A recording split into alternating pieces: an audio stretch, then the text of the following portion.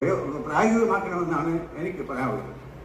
മൂന്നാമത്തേത്, ഇവിടെ നമ്മുടെ ക്ഷേത്ര ഭരണത്തെ പറ്റി പല പല ഈ പ്രമേയത്തൊന്നും തന്നെ ഇത്ര ദൂരം ദൗത്യം പാടില്ല. ആദ്യത്തെ പ്രമേയം വളരെ ദൈർഘ്യമുള്ളതാണ്, അത് അതിൻ്റെ സബ്ജക്റ്റ് തന്നെ നഷ്ടപ്പെട്ടു പോയി. രണ്ടാമത്തെ പ്രമേയം കുറച്ചുകൂടെ ഹ്രസ്വമായിരുന്നു. മൂന്നാമത്തെ പ്രമേയം വീണ്ടും ദൈർഘ്യമുള്ളതാണ്. എനിക്ക് പറയാനുള്ളത്, ദേവസ്വം ബോർഡ് പിരിച്ചുവിടുക. ഇവിടെ ദേവസ്വം ബോർഡ് നമുക്ക് ആവശ്യമില്ല. നമ്മുടെ ക്ഷേത്രം നടത്തുന്ന ദേവസ്വം ബോർഡ് എന്ത് വേണം? അവിടെ എന്ത് വീണ്ടും നമ്മൾ പ്രമേയം കൊടുത്തിട്ട് ദേവസ്വം ബോർഡ് ഇവിടെ വേണ്ട. ദേവസ്വം ബോർഡ് ഇല്ലാതെ ഭംഗിയായിട്ട് നടക്കുന്ന അനേകം ക്ഷേത്രങ്ങൾ നിങ്ങൾക്ക് ഞാൻ കാണിച്ചു തരാം. ഞാൻ തന്നെ നേരിട്ട് പോയി അതിനെപ്പറ്റി പഠിച്ചിട്ടുള്ള. അവർ ഭംഗിയായിട്ട് നടത്തുന്നു, ഭക്തരാണ്, ഈശ്വര വിശ്വാസമുള്ളവരാണ് അതിൻ്റെ ട്രസ്റ്റികൾ.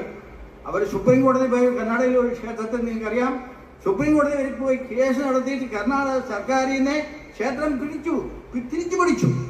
അങ്ങനെ പാടില്ല. ദേവസ്വം ബോർഡ് ഇവിടെ ആവശ്യമില്ല.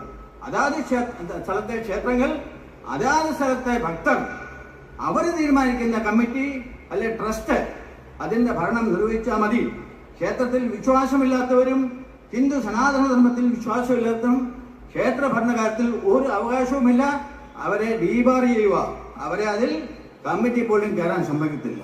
അപ്പം ഈ മൂന്നാമത്തെ ദേവസ്വം ബോർഡിൻ്റെ ഇത് ശബരിമലയെ പറ്റി മാത്രമല്ല, എൻ്റെ നാട്ടിലുള്ള ആറന്മുള അമ്പലത്തിൽ 54 പവൻ നഷ്ടപ്പെട്ടു പോയെന്ന് എനിക്ക് അറിവ് കിട്ടി. ഈ ഓരോ ക്ഷേത്രങ്ങളിലെയും കണക്ക് നിങ്ങൾ എടുക്കുമ്പോൾ ആയിരക്കണക്കിന് പവൻ സ്വർണം ഈ കമ്മ്യൂണിസ്റ്റ് ഭരണകാലത്ത് 10 വർഷത്തുള്ളിൽ മോഷണം പോയിരിക്കുന്നു. ശബരിമല മാത്രമല്ല. അതിനാൽ ദേവസ്വം ബോർഡ് ഇവിടെ ആവശ്യമില്ല. ഇത് ബ്രിട്ടീഷുകാർ കൊണ്ടുവന്ന സംവിധാനമാണ് ഈ ദേവസ്വം ബോർഡ്. അന്ന് രാജാവിന് കരം കൊടുക്കാൻ പണമില്ലാത്തതിനാൽ ക്ഷേത്രങ്ങൾ കൊള്ളയടിക്കാൻ വേണ്ടി ബ്രിട്ടീഷുകാർ കൊടുത്ത ഒരു ഐഡിയ ആണ് ഈ ദേവസ്വം ബോർഡ്. ഇതിവിടെ നമുക്ക് ആവശ്യമില്ല. നമ്മുടെ ക്ഷേത്രങ്ങളിൽ നമ്മളാൾക്കാർ ഭരിക്കും. ദൈവത്തിൽ വിശ്വാസമുള്ള എനിക്ക് വിശ്വാസമുണ്ട്, നിങ്ങൾക്കും വിശ്വാസമുണ്ട്. കാരണം ക്ഷേത്രത്തിൽ ദൈവത്തിൻ്റെ ഭഗവാന്റെ മുതൽ അവരെ മോഷ്ടിക്കുകയില്ല എന്ന് നമുക്ക് ഉറപ്പുണ്ട്.